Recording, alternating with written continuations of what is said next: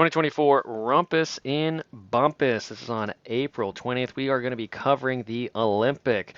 Reason we're doing this one a little bit further out is because the packet pickup, the style, the organization, everything like that doesn't really change at these races over here, so we can do this ahead of time, which is awesome. So heading over to our athlete guide.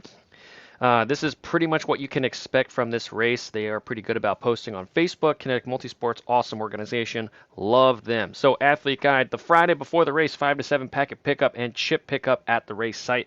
6 p.m. is the race meeting from transition. And the attendance is optional. They also do a streamed on Facebook Live, which is very, very helpful for a lot of people.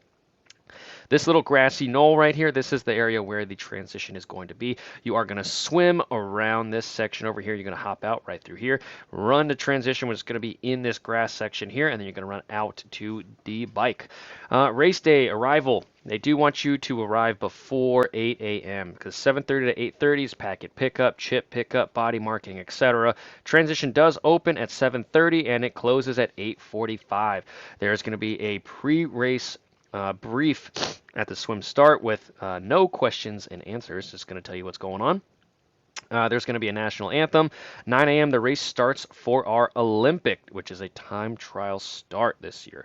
9:30 a.m. is the sprint as well, so just a heads up there. Here is parking for us. This is our race site right over here. This is the area that we just talked about. The little grass area is over here, that peninsula that we are going to swim around. Handicap parking all is located right through here. You're just going to drive down here, and the main parking is over here. We do have backup parking over here, and there is a walking path right through here that you can go through if you don't get to the main parking area. They don't want you to park on the shoulders of the roads or on Admiral's Ways. Be aware of that. There'll be people there directing you where to go. They're usually pretty good about it. The race site address is listed right here, 349 Pleasance Landing Road in Bumpass, Virginia. Packet pickup. Things to bring are your photo ID, USAT card. Bring your questions, which hopefully you have a couple after watching this video. There is also a special note about packet pickup, which your bib numbers will be assigned and timing chips distributed at packet pickup. Please don't lose them. They are essential, essential, essential. You must pick up your own race bib. If you are under 18, your parents/guardians are going to have to pick up the packet there. Race categories, you may change the category during packet pickup. For example, if you are swimming, if you are doing the Olympic, but just want to do the aqua bike, easy switch there. Just make sure you let them know. Page 5, top 10 things to know about the race. Again, this is a good picture of it. This is the transition area located right here. You can see some of our buoys that are located right here. Swim start is going to be right out here. You're going to go out here. And you're just going to swim all the way down off of the photo over here. And eventually you're going to come around and you're going to swim right through here. Be aware, question to ask, are you going to have to swim on the other side of the dock or cut in beforehand? They've done either or, so make sure you ask. It's a good little picture here for you. You can also see this is our packet pickup location. It's where it's been in the past right there. And the parking, of course, you can see that, or hopefully you can. Lots of cars littered throughout there. You're going to come down here, park, and happy days for your race. Spectators, it's a great spectating view area of the swim, one of the best in the biz right here. Oh, before we go, I almost forgot one other thing. Bike racking is a first come, first serve at this race, and there's going to be 6 bikes per a 10-foot rack, which means there's 3 on each side. They generally say that the faster athletes are towards the front of transition and vice versa if you are not. I would say that you would want your bike to be over here if you're a front runner to this race. That way you can run in a transition, run through, grab your bike, and then just run out. And if you are a mid-packer, I would put yourself a little bit further back so you don't get lost in the riffraff over there. But again, personal preference, it is up to you. Course cutoff times are located on page 6 for the Olympics. Swim is 1 hour, bike is 3, and the run finish is 4 hours total. All right.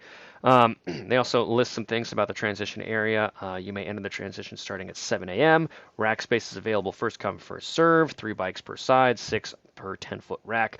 Aqua bike, if you are doing the aqua bike, one of my favorite things in the whole world, your time stops once you cross the yellow dismount line. Just make sure you let the person at the aqua bike tent know that you are done.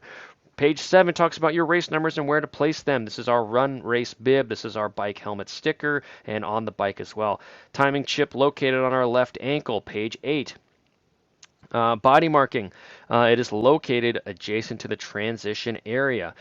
They're going to write a number on top of your hand, both shoulders, and the front of both legs. Your age of race category will go on your right calf. Old school, love it. I definitely think more people should start doing it again. Aid stations on the bike, there are none, and on the run, there will be approximately every mile, and they're going to have Gatorade and water, which is great, great, great, great. Post-race food is usually pretty good. Race results and awards, you can scan this. They're also going to have a live automatic roll down thing for you. They're going to list it. It's going to be a little self-scroller thing there, and it's great. They put it in a tent. It answers all the questions. It's easy, easy, easy. Page 10 talks about USAT penalties. Make sure you head over here. And they also link a couple of common violations and a couple of rules. Make sure you click those every once in a while. Very good to brush up on some of the USAT rules here. Page 12, water safety, wetsuits. 78 degrees or below, wetsuits are allowed. 78.1 to 83.9. You may wear a wetsuit if you want at your own discretion, but wearing one makes you ineligible for awards. 84 degrees and over, wetsuits are not permitted, and you typically don't have to worry about that at this race here. I believe the temperatures are usually in the 60s, but again, the temperatures are going to be taken 60 to 90 minutes prior to the race start. They're also going to be taken 36 to 48 hours before posted packet pickup time, so you should have some updates. They usually release that on their Facebook page. So if you are not already, make sure you are following them on Facebook. The swim is posted on the Kinetic Multisports website, and we will actually talk about that in a second because it's not. Official water temp, again, it will be taken at 7:45 a.m. and there's a time trial start, one at a time, every 2 to 3 seconds. So they say to pick a buddy and race hard. I would try to match up with someone of your similar ability on race day. Again, the competitive athletes should probably get pushed towards the front here. If you are going for those podium positions, maybe you push yourself a little bit further forward in the line. And if you're just kind of completing this, putting yourself a little further back, you don't want to get swam over. It'll make happy days for everyone. Lifeguards are going to be available as well. Bike, again, there is no aid on the bike, so you must bring your own. Okay, this is a 2-loop bike course. It's been the same route forever. It's awesome. One of my favorite bike routes of all time here. Make sure you do not cross the double yellow line, otherwise you will get penalized. Which we've seen quite a bit over the last years. There's also rules and etiquette that make sure you read those, make sure you are aware of those. The run, again, the run is a 2-loop course, just like the bikes. This is a 2-loop course through and through, except for the swim. And again, we'll talk about specifics for the run in a minute. They're going to have Gatorade and water there. This is a photo of a finish line. I don't know if it's here, but it looks like it. So now let's dive into things a little bit more. So let's go to, this is our run photo over here. And just before we start, I'll try to draw this as best as possible. The Olympic, grab the wrong tool. The Olympic is going to be in a fashion like this, okay? Then you'll cut in at the last second for your for the transition area. So this first stretch, again, it's an early season race, so almost always on our swim here, athletes overcook this, especially early in the year. It's very, very hard to manage your effort and not totally crush this, okay? Be careful when doing this. You will be swimming away from the sun, so you'll have one less thing to worry about, but you just haven't been put in a race situation for most people yet at this point of the year. So what usually happens is athletes totally blow up and they arrive at the back section of our course where we are sliding over here. First right-hand turn. They arrive at that little crossover point before you turn back and they are totally crushed. Be very, very careful. I would almost rather you kind of underdo it on the way out. Just because I know most people haven't been out in open water yet, and I know that they're going to be going faster anyways. This is kind of a catch me if you can section over there. It's a lot of baiting out there. So just be careful you don't get sucked into those traps out there. Very experienced swimmers are going to take off, and swimmers who have no business being there are going to try and run or swim with them. On the way back, you're going to almost always be swimming directly into the sun. If it's a cloudier day, you're not going to have this issue, but if it is partly cloudy or super sunny, you're going to be swimming back into the sun. Watch out for that. It's going to be another deterrent on the way back, and it's going to be one more thing that's going to be a major obstacle for you to overcome if you've totally smashed the first section of the swim. So pace yourself very well coming back in, and it should be a lot better. You will have you will have the sun to deal with, but you're going to have less people to deal with. So it kind of takes one thing out of the equation, but adds another with that sun if it is sunny over there. As you get closer to the dock, which you can't see unfortunately at this one, but once you get closer to the dock, make sure you start kicking your feet. I would probably do that right around this section of the water, maybe a little bit earlier as you get coming back here. But that's kind of the skinny on the swim. Not a whole lot to really talk about other than that. Just don't overdo the first little bit. And as you get out onto the bike, things change here. So as we get out to the bike, again, this is a 2-loop course, and we're going to go into we're going to get a little bit more specific here for you. This is our section coming out, and this is almost, I never really do this besides this race here. This corner right through here is one of the more dangerous corners out on a race. For my faster athletes, the second time you come around this section, you will still have people coming out onto the bike. So again, you're going to have to watch for people here. You're also going to have to be careful of this corner here. Even on the first loop, do not overdo it. If you do, you will go off to the other side, and if there's cars coming, you will crash. Again, if you cut this a little tight, the newer bikes have a limiter on how tight you can turn the bike on turn the wheel, the front wheel. Make sure you look at this at least before you get to the corner on race day. I would almost rather you underdo it here and give a little bit away on that corner just to be safer. You will have a little bit of a kick up afterwards, but it only lasts for a couple of seconds here, and you can generally get up to speed pretty easy there. You're talking 2% gradients up here, and again, it drops you down right afterwards. So that is a quick PSA. Don't overshoot that corner. Be very careful there. Okay. So now, this is our course. We're doing it 2 times. We have about 880 feet of elevation gain. Again, not the toughest of courses in terms of pure elevation gain, but the thing that gets you is it just keeps coming, it keeps coming, and it keeps coming. I'm going to highlight a couple of key aspects of this course before we dive into the specific power and how the computer tells you to attack this course. First course right here, you're just getting your bearings. This is our first section coming out of the water right through here. Watch out, watch out, watch out. Have your bike in an easier gear. Make sure you're able to spin up. You do run up a little hill when you do mount your bike. It's a little bit longer T1 than you want it to be. So having your bike in a gear that you can pedal pretty easy, it's going to it's going to be much, much easier. As you start to get out of the park here, you are going to have to climb out of it. Once you do climb out, it's a quick left-hand bend and then that sharp right-hand bend that we talked about earlier. And it's up and down and up and down and up and down. This section right through here, one of the tougher ones on course. And if we scroll through, we can see that it's happening in our first 4.5 miles here. So remember, we have 880 feet of elevation gain. When we highlight this section here, we have 160 feet. And remember, we got to do that 2 times. So that's 320 feet for all you quick math people out there that are located right in this one section over here. Again, you can see that later on right through here. Same thing. When we do get up here, we are going to experience some steeper slopes. We dive down when we make this right-hand bend. It's going to feel great. You're going to go fast. And then you're immediately met with some sharp inclines mixed in through here. 3.5-ish%. But again, this is one of our first outdoor races for most people. So these are going to really, really sting and bite you. And the computer doesn't really do it justice right here. Some of these hills are a lot sharper than the model is showing. Okay.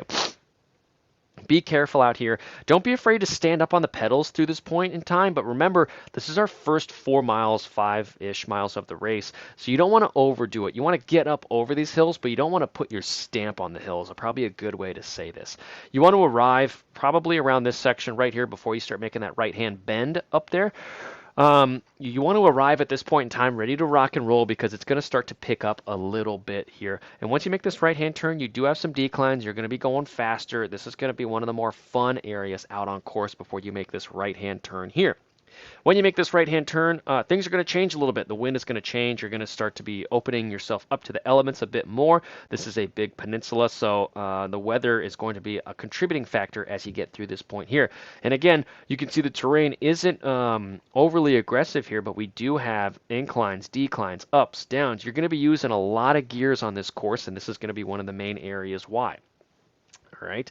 And then once you slowly get closer and closer and start to turn around this corner here, you are going to be up into the wind for sure. If it is moving, you're going to experience it right through here just because there's nothing stopping it right here.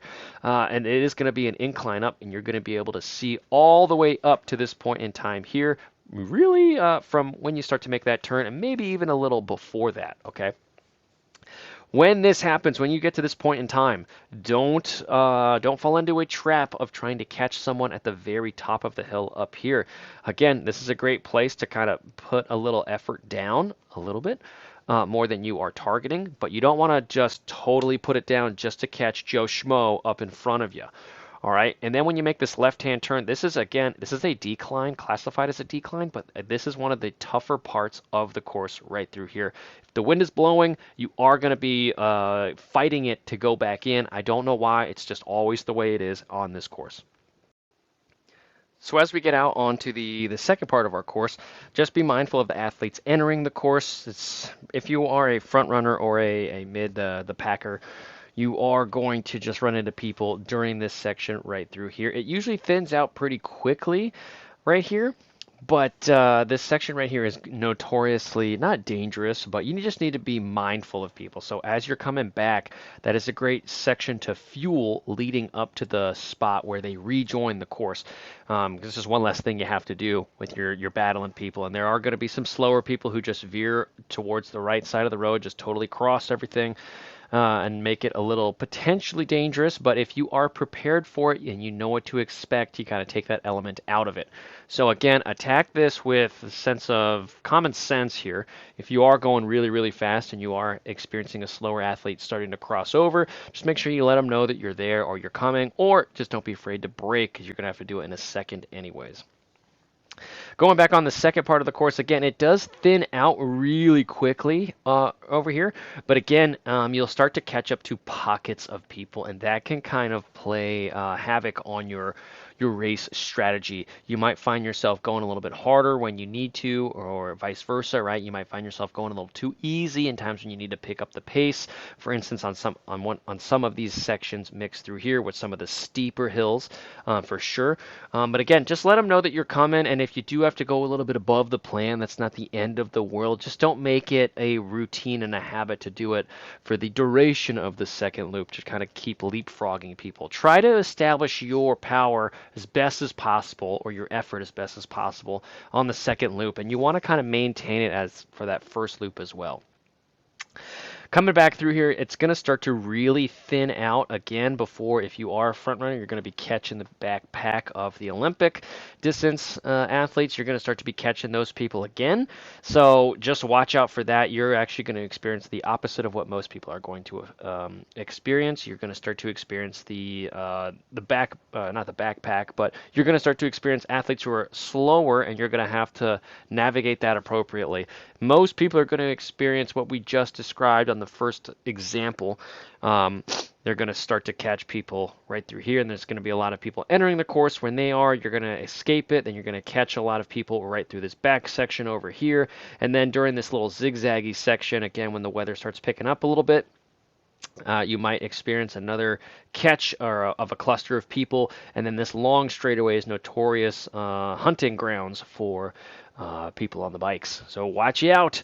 If you think you're having a good race, it's usually a spot where most people catch you, or you catch other people. So during this section right here, have a catch, don't be catched mentality. So heading over to our best bike split software. Love this stuff, and I'm just going to take out the speed right here to make it a little bit cleaner for you. And you can see this is a pretty busy power profile. This is our power, the barred graphs over here. And you can see it hovers around the same number. For instance, this one is around 230. You're going to have places where it's going to be 240, 200, and it's just going to bounce around that number over here, but it's steadily around 230 for this athlete, maybe 220-ish. And that's pretty much what you're going to find on this course. The elevation parts, the major elevation parts, are going to largely dictate the extra power, right? And on this course, again, this kind of goes out the window for a little bit during this section right through here. Just depends on what's happening around you. And again, if you need to go, you need to go. If you find that there's a group of 3 people and it's just a good time to go around them, then do it, because one of the worst things you can do is be trapped behind those 3 people on an uphill section or whatever, and you get boxed in. So if you have the potential to pass and you're a front runner or a mid packer on that second loop, I would usually take it in the opportunities that are given to you, and then kind of settling in after that. So that's why some of your training beforehand is going to be good for this. Time analysis. One of my favorite things to do is check this power time-saving option. And on a course like this, 5% faster than your target effort is going to only land you 64-ish seconds. So what I usually tell people to do is, instead of trying to chase the obvious, right, this is a 2.5-minute segment that's only going to net you about 3.6 seconds. This section right through here, 48 seconds, is going to lend you a little over 2 seconds. So you're going to experience that 2 times. If you do that 5% harder twice, you're already up 4-ish seconds. So there's definitely areas for you to exploit. If you are an athlete, I'm going to tell you specifically where it is. A coached athlete. If you just want a consultation, if you want to know specifically how to approach this race and how to really, really get into the nitty-gritty details of it, let me know. But everyone else, you could see some of these little spots right here are very, very beneficial for you. Some of the false traps that you can experience on a course like this section right here, you're going to get 1.8 seconds. This is 1:11, and then you go over here 1:55, and then you go over here 2.5 minutes. So over the course here, we have 3, 4, 5, and then we also have, let's call it 7.5 seconds, maybe 8 seconds. Over the course of this 1, 2, 3, 4, 5.5 minute section right here. So again, this is a trap. That's a trap. Don't just do it just to do it. Definitely want to pinpoint your efforts over there. Going over to our official power plan again, I'm going to take speed and elevation out just to clean it up for you. And what I want you to do is I want you to watch this this person over here with the arrow. That's the wind. And then I also want you to watch where it is on the map. I'll go over it a little slowly so we can see exactly what's going on. To start out, you're going to have a crosswind, and then you're going to slowly have a tailwind, which is going to be another huge suck for you on that first loop. It's going to be tempting, just like the swim. You're going to want to go fast through this section. And I want you to go fast, but I want you to do it in a controlled fashion. As we start to approach this right-hand bend, the wind changes over here, and we start to experience a headwind during this section here. And as we start to take a right, where we're exposed to the elements over here, we have a tailwind, crosswind. As we're zigzagging, a headwind. It's going to be pretty much everywhere, but for the most part, you're going to experience a headwind per usual. Not always the case, but per usual. And as you go to this little section, this straightaway section, it's a tailwind. So another reason why this area is very, very commonly approached very aggressively. You're going to be going fast anyways, and when you're in a race scenario, when you're given free speed, you want more and more and more and more and more. So this is a very, very fast section usually. As you slowly start to turn, you're going to experience those crosswinds again, crosswinds, headwinds. And then you're going to experience that again on that second loop in real time there. And I will say that the last real big thing on this course is, just because the wind is going this direction on race day, or this direction, doesn't mean that that's always the case. In reality, what's going to happen out there is it's just going to swirl all the time. Okay. And you might find that on the second loop, the wind has very much shifted compared to that first loop, and that's not uncommon either. You could see the weather here is predicted to come from that northwest side, but again, That is not always the case, and I can guarantee you right now, and we're about a month out, I can guarantee you right now that that will not be the case from a steady standpoint. It's going to swirl. It's not going to be in one direction all the time. And if you go to the same spot twice, which you will, you're going to experience wind a little differently in that spot each time. Okay, there might be an overarching direction, but don't take it to the bank on that one direction. So now that was Rumpass and Bumpass Olympic race. I hope everyone has a great race, and it's a super fun course. I can't wait to hear about it. Good luck, everyone. Just kidding, everyone. We forgot the run, the most important part of the race. All right, so our run. We are going to approach the transition area again. This is going to be a downhill section on the bike, and you can kind of see that in the profile here. So what's going to happen on race day with our bike? We're going to peel in here, and we do have a bit of an uphill going to the transition, believe it or not, before we drop down. A little bit unique than most courses, but that bike course is going to pop up and then it's going to come down. And then it's going to be your job to run out of transition. And again, we have about a 2% gradient mixed in through here, climbing your way out of the park. As you climb your way out of the park, you're going to make your way onto that major road, and it's going to be very undulating out there. I will warn you, it's going to be a little bit worse than you think or want it to be. Elevation is going to be going up, it's going to be going down. So the best thing you can do for your race is establish it leading up to this major point, right around, let's call it 0.6 miles coming out into the main road here. If you can do that, your race will be much better off. Again, this is a two-loop course. It's got 370 feet of elevation gain, and a lot of it is coming in weird little spurts throughout the course here. You're climbing, you're climbing, you're climbing. You're going to climb not to the top of a hill, but that's where the turnaround is. You don't finish the hill, so again, that's a little demoralizing mentally, or it can be. But if you can arrive at this point in time right around here, ready to roll, that is going to be great.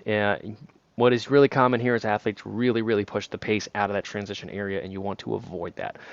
Do your best to not totally floor the effort up until this point. After here, the green light is kind of there. Again, 370 feet of elevation, and if we highlight the major aspects left, we got 350 here. So a good chunk of it is all right through here, with 20 of it only taking out from the park exit. And that can kind of hit people a little hard. They'll think that hill is going to eat up a lot more elevation than it does, and it really doesn't. The part that does is this small little hill right through here from 1.3 climbing up to 1.4, and it's just a tenth of a mile, 221, 222, and it starts at 180. So that's going to be where a lot of your elevation hits. And again, when you're coming back in this hill right through here from 2.15 all the way up to 2.42, it's kind of the downhill that you ran down before. Now you got to turn around and run up it again. Those two hills are usually the backbreakers on the day. So maintain your pace and just your effort level up these two spots. If you're really feeling good, you could use this as kind of a springboard for a lot of people. A lot of front runners do that. And then afterwards, you're kind of maintaining. Use the downhill and jump up, and then you just maintain again, another push. And that's a really common place for athletes to push there. If you are in a locked out battle with a couple of people or your age group or whatever, right? Don't be afraid to attack on some of these downhill sections, especially this one right here. Hint, hint, nudge, nudge. Leading back down up to the park. That is the last real opportunity for you to put some distance on people right through there, if it's the last sneaky spot at least. And so that is the Rumpass and Bumpass course. Remember, it is two loops, so when you get out there, don't feel like it's just an out and back. You have to do the out and back 2 times out there. They're going to have water/Gatorade. Make sure you are utilizing it. The bike did not have any, so you need to be fully prepared to use the water, use the Gatorade, cool yourself off, actively go through your protocols out there and not overdo it. Very not common, but on a hotter day out there, since it is an early season race, a lot of people aren't used to their thermoregulation out there, so they will overheat even though it is not 95, 105 degrees. So just be careful out there, be mindful of what's going on, and don't lose yourself totally when you're out there. You want to be checking in with yourself periodically throughout the race. How's it going? What's going on? Am I too hot? Do I need to slow down, speed up? All of that stuff. I hope everyone's got a great race in this 2024 edition. Good luck to everyone.